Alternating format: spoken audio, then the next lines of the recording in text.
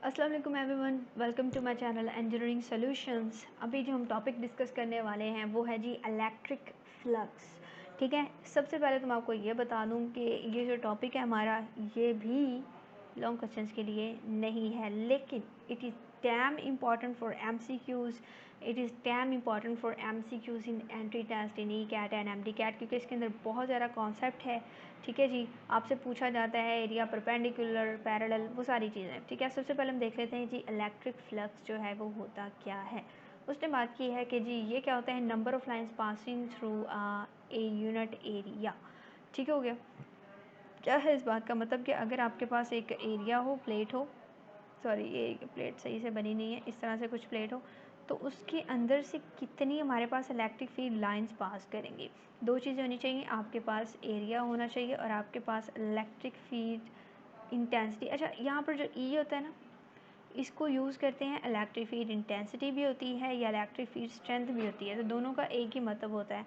ठीक हो गया। तो हमारे पास जो सिग्मा के साथ इसको फ्लक्स इसको डिनोट किया जाता है। ये डिनोट और डोनेट का मुझे बड़ा चक्कर रहता है। अच्छा, इसका क्वांटिटेटिव मीनिंग, क्वांटिटी कितनी होगी फ्लक्स की, यहाँ पर बात आ जाती है कि वो क्या होगी, कितनी लाइंस हमारे यूनिट एरिया में से पास कर रहे हैं। सो सब फर्स्ट ऑफ ऑल उसने बात की यहाँ पर कि फ्लक्स का अगर जनरल फार्मूला देखें तो फ्लक्स ई से, क्योंकि आगे चल के हमारे पास जो है वो एक मैग्नेटिक फ्लक्स भी आ जाएगा, तो इसको हम स्पेशली ई के साथ सब्सक्रिप्ट हमने यूज़ करना होता है, इक्वल्स बी डॉट ए। हमारी मैग्नेटिक, सॉरी यहाँ पर मैंने ई लिखना था, ई डॉट ए। ठीक है, इलेक्ट्रिक फील्ड लाइंस होती हैं, उनकी एक स्पेसिफिक डायरेक्शन होती है, तो ये हमारे पास एक डॉट प्रोडक्ट है। ठीक है, काफ़ी सारा गंद मच गया, इसको ज़रा करते हैं क्लियर। एक्चुअली ये क्या था जी हमारे पास, अगर मैं यहाँ पर लिख दूँ क्विकली, आ जाना यार। ओके, ई एक डॉट ए हमारा जो इलेक्ट्रिक फ्लक्स है। तो मैं यहाँ पर सबको ये बताना चाह रही थी, यहाँ पे गौर करें, डॉट प्रोडक्ट। ठीक है ना, डॉट प्रोडक्ट, क्योंकि क्या बन जाता है यहाँ पर, ई ए कॉज ऑफ थीटा। और आपको पता होना चाहिए कॉज 90 पे 0 होता है, कॉज 0 पे 1 होता है।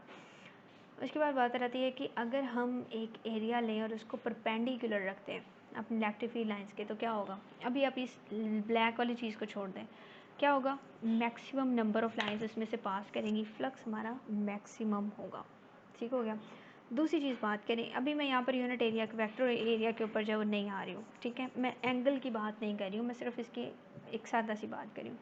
दूसरी चीज़ ने यहाँ पर कही है कि अगर हमारे पास एरिया हमारा जो है, अगर हमारी प्लेट की इसने बात की है, अगर area is held perpendicular to the field, sorry, अगर उसने बात की यहाँ पर कि अगर एरिया को हम parallel to the field lines कर देंगे, तो हमारे पास क्या होगा कि कोई फील्ड उस यानी कि हमारी इलेक्ट्रिक फील्ड लाइंस इसमें से पास नहीं करेगी और हमारा फ्लक्स जो है वो ज़ीरो होगा।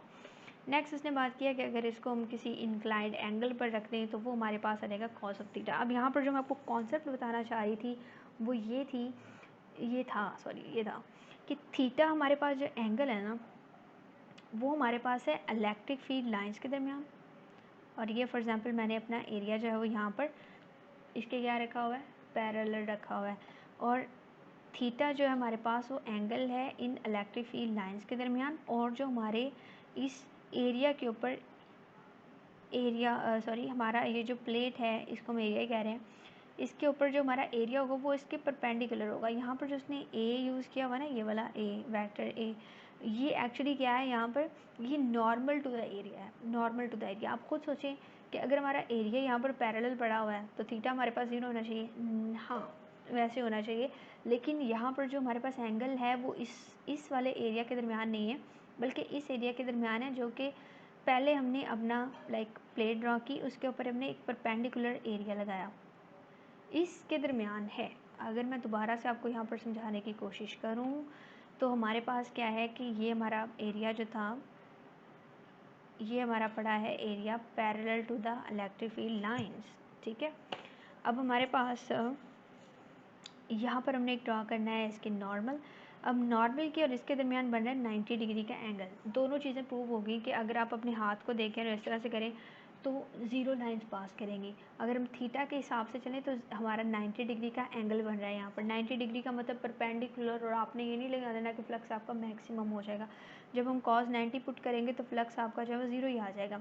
अगर आपसे कहा जाए कि अगर what will be the value of the flux if the electric field lines and area, normal area जो है यहाँ पर वो क्या है आपस में परपेंडिकुलर है।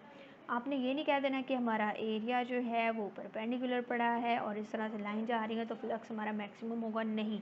यहाँ पर हम बात कर रहे हैं कि ये हमारे पास एरिया, इस एरिया की बात हो रही है और यहाँ पर हमारे पास इलेक्ट्रिक फील्ड लाइन्स आ रही हैं, एंगल 90 का बन रहा है और कॉस 90 पर ज़ीरो होता है, तो मीन्स दैट हमारा फ्लक्स क्या होगा, ज़ीरो होगा। आपसे दो चीज़ें पूछी जा सकती हैं कि क्या हमारे पास वो एरिया, नॉर्मल एरिया की बात हो रही है या सिर्फ प्लेट की बात हो रही है। अगर आपको प्लेट की कही जाए, अगर आपको ये कहा जाए कि आपकी प्लेट जो है वो इलेक्ट्रिक फील्ड लाइन्स के परपेंडिकुलर है, ये प्लेट जो है वो इलेक्ट्रिक फील्ड लाइंस के परपेंडिकुलर है, मीन्स दैट कि आपका फ्लक्स जो है वो मैक्सिमम है। लेकिन आपको ये कहा जाए कि आपका जो जो आपका वेक्टर एरिया है वो परपेंडिकुलर है, ठीक है जी। वेक्टर एरिया परपेंडिकुलर होने का मतलब ये है कि हमारी प्लेट जो है वो पैरेलल पड़ी हुई है और इसके ऊपर जो है ये वाली चीज़ परपेंडिकुलर 90 डिग्री। तो अब ये होगा, अब ये हमारी अगर प्लेट इस तरह से थी तो इसका वेक्टर एरिया जो है वो पैरेलल होगा, 0 डिग्री का एंगल होगा और 0 डिग्री का एंगल ये है कि कॉस 0 पर जो है वो 1 होता है। तो ये कुछ कॉन्सेप्ट था आपका यहाँ पर कि आपको पता होना चाहिए कि यहाँ पर एंगल का फैक्टर भी होता है, प्लेट की डायरेक्शन भी पूछी जा सकती है।